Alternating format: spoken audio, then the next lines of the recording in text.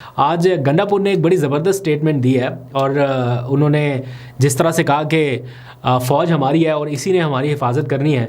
कुछ लोग इसको बड़ा हकारत से देखेंगे कि बस यही बात है, बस इतना ही है, लेकिन मेरा ख्याल है, मानना मेरा ज़ाती तौर पे यह है कि this is the actual way forward. आपको किसी जगह पे अगर आप स्टेप बैक कर रहे हैं, इमरान खान की रिहाई के लिए कर रहे हैं, मामलात को सीधा करने के लिए कर रहे हैं, तो फिर सही नीयत से आपको कर लेने चाहिए। तो अगर एक स्टेप बैक हो रहा है, आप मुज़ाकरात के लिए आगे बढ़ रहे हैं, ये चीज़ें आपको साथ साथ कैरी करनी चाहिए। ये नैरेटिव जो है ना बिल्कुल अगेंस्ट जब चला जाता है तो फिर बड़े मसले मसाइल होते हैं। हो सकता है आप इख्तलाफ करें, लेकिन ग्राउंड रियलिटी जो है उसको भी देखना बड़ा ज़रूरी है। तो कुछ चीज़ों में आपको लचक का मुजाहरा करना पड़ेगा, या तो 2 कदम आगे बढ़ने हैं या 2 कदम पीछे हटना है, तो फैसला सोच समझ के करना है। तो ये जो स्टेटमेंट है ये अच्छी है, इसको वेलकम किया जाना है इस माहौल में। अल्टीमेटली मकसद तो इमरान खान की रिहाई है ना, उसके लिए आपको जो भी करना। अक्सर इमरान खान भी ये बात कहा करते थे, अपने मकसद पे कॉम्प्रोमाइज़ मत करो, लेकिन उस मकसद पर पहुंचने के लिए कुछ चीज़ों पर कॉम्प्रोमाइज़ करना पड़े तो करो। ये इमरान खान साहब कहते थे, मकसद पे कॉम्प्रोमाइज़ नहीं। तो अगर मकसद आपका इमरान खान की रिहाई है तो उसके लिए आपको अगर थोड़ी डस्ट सेटल करनी है, थोड़ा ये नहीं मैं कह रहा कि कॉम्प्रोमाइज़ करें, लेकिन अगर स्टेप बैक कहीं ना कहीं आपको रास्ता नज़र आ रहा है तो कर लेना चाहिए।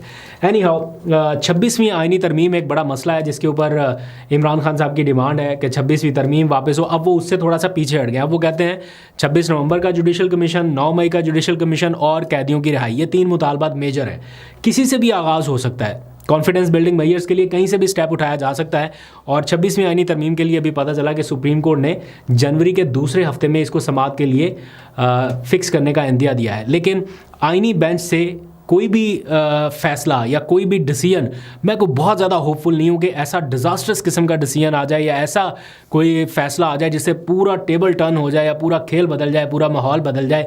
मुझे नहीं लगता, मैं इतना ज़्यादा होपफुल नहीं हूँ। लेकिन चूँकि अच्छे जजेस हैं वहाँ पर भी आप ये होप रख सकते हैं कम से कम उनसे कि कुछ ना कुछ बेहतर रिमार्क्स, कुछ बेहतर डिसीजंस वहाँ से आ सकेंगे।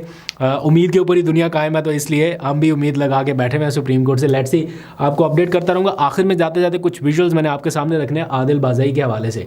मैं उनके ऊपर कॉन्स्टेंट बात कर रहा हूँ, नॉट जस्ट बिकॉज ऑफ के आदिल बाज़ई को पीटीआई का मेंबर है, इसलिए कि एक स्टैंड लिया उन्होंने एक ख़ास हालात में, एक मुश्किल वक्त में। वो मुश्किल वक्त उनका कहीं ना कहीं गुजर रहा है और आसानी उनके लिए आ रही है। तो जो खड़ा रहता है मुश्किल वक्त में, असूलों के ऊपर खड़ा रहता है, नहीं अपने ज़मीर का सौदा करता, उनके ऊपर फूल की पत्तियां कैसे निछावर होती हैं, लोग उनका इस्तकबाल कैसे करते हैं, उसकी रिसेंट एग्जाम्पल है ये। आप देखिए। मुझे दीजिए इजाज़त, अब तक के लिए इतना ही। अपना बहुत सा ख्याल रखिए। अल्लाह हाफ़िज़।